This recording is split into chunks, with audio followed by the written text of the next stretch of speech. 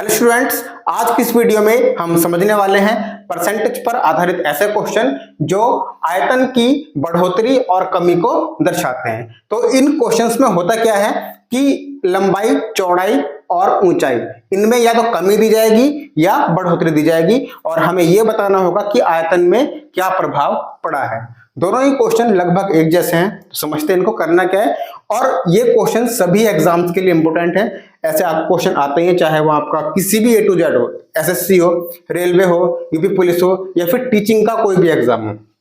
सबसे पहले करना क्या होता है हमें, देखिए घनाभ की लंबाई 20% बढ़ जाती है, चौड़ाई 30% बढ़ जाती है और ऊंचाई 50% तक कम हो जाती है। तो आयतन पर क्या प्रभाव पड़ेगा, चार ऑप्शन दिए हैं, ऐसा ही क्वेश्चन वो है। सबसे पहले इसको हम करेंगे रेशियो मेथड से, और रेशियो मेथड बहुत ही आसान मेथड है, कम समय में हो जाता है।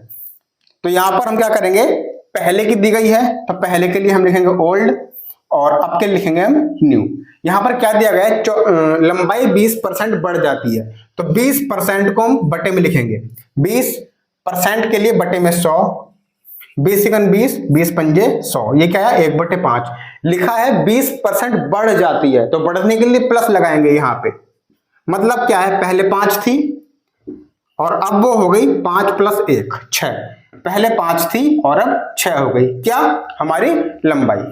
ठीक है, उसके बाद यहाँ पे चौड़ाई ब्रेथ, फिर हाइट ऊंचाई।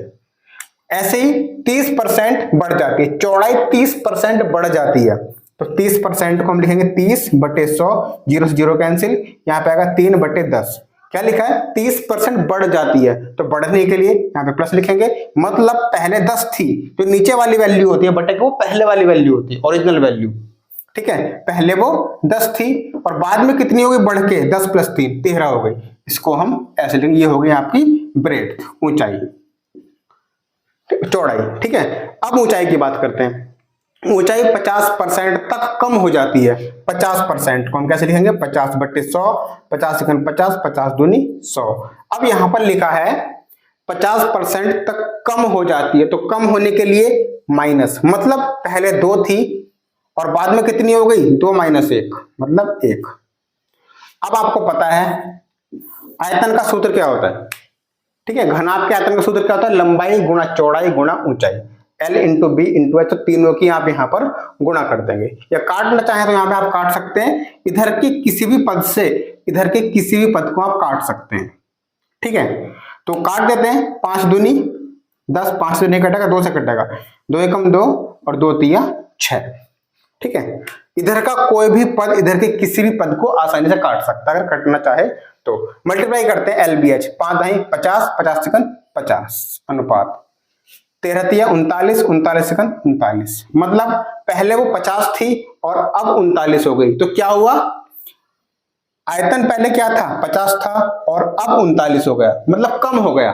ठीक है, कम हो गया, कितना कम हुआ, 50 में से 39 घटाओ तो 4 में से 11 कम हुआ। ठीक है, तो कम हुआ, कितना कम हुआ, 11। कितने से कम हुआ भाई, 50 से कम हुआ, तो वो नीचे लिखेंगे। कितना कम हुआ, वो ऊपर, मतलब 50 में से 39 गया 11, 11 ही तो कम हुआ। और कितने से कम हुआ, 50 से कम हुआ, तो 50 नीचे, गुणा में प्रतिशत 100। ठीक है, ये आपका आंसर आ जाएगा। 50 × 50, 50 दूनी 100, 11 दूनी 22%, तो 22% इसका आंसर आ जाएगा। और कम हुआ है, 50 था पहले 39 हो गया, तो 22% की कमी हुई है। 22% की कमी, बी ऑप्शन ठीक है। इस तरह से आपको क्वेश्चन करना है। ठीक है, प्रैक्टिस करेंगे तो आप इसको 20 सेकंड से पहले सॉल्व कर सकते हैं। ठीक है, दूसरा क्वेश्चन देखते हैं, ये भी सेम ऐसे ही है। एक घनाभ की लंबाई, चौड़ाई और ऊंचाई 10% तक बढ़ जाती है, मतलब लंबाई भी, चौड़ाई भी और ऊंचाई भी, थोड़ा इजी हो गया। इसकी आयतन में प्रतिशत वृद्धि क्या होगी, चलिए लिखते हैं। यहाँ पे ओल्ड, यहाँ पे न्यू। ठीक है, लंबाई, चौड़ाई और ऊंचाई। ठीक है, पहले कितनी थी, 10% बढ़ जाती है तीनों चीज। 10% को हम लिखेंगे 10/100, मतलब 1/10 बढ़ जाती है तीनों चीज, तो यहाँ पे प्लस, मतलब पहले 10 थी और अब कितनी हो गई, 10 + 1 11। सेम ये है 10 11, ऊंचाई का भी यही हाल है 10 11। अब आयतन, वॉल्यूम, मल्टी कट रहा है कोई इससे, नहीं कट रहा कोई। LBH गुणा करेंगे तीनों की, 0 0 0, यहाँ पे 11 11 11 तीनों ही गुणा करेंगे। 11 का घन कितना होता है? 13 31। ठीक है, या आपको घन याद नहीं है तो कर लीजिएगा, अदरवाइज आप ऐसे कर सकते हैं 11 11 से गुणा 121, 121 की 11 से करा तो अभी 13 31 आएगा। अब यहाँ पे क्या हुआ भाई, पहले 1000 थी ओल्ड और न्यू 1331 हो गई, बढ़ गई। पहले 1000 थी और अब 1331 हो गई, बढ़ गई। कितनी बढ़ी? 331 बढ़ गई। ठीक है, 331 बढ़ गई। कितने के ऊपर बढ़ी? किससे बढ़ी भाई? इससे बढ़ी ना, 1000 गुणा में 100%। 2 जीरो से 2 जीरो काट दो, यहां पे आ जाएगा 331 बटे 10। अब बटे है, बटे को दशमलव में कैसे लिखेंगे?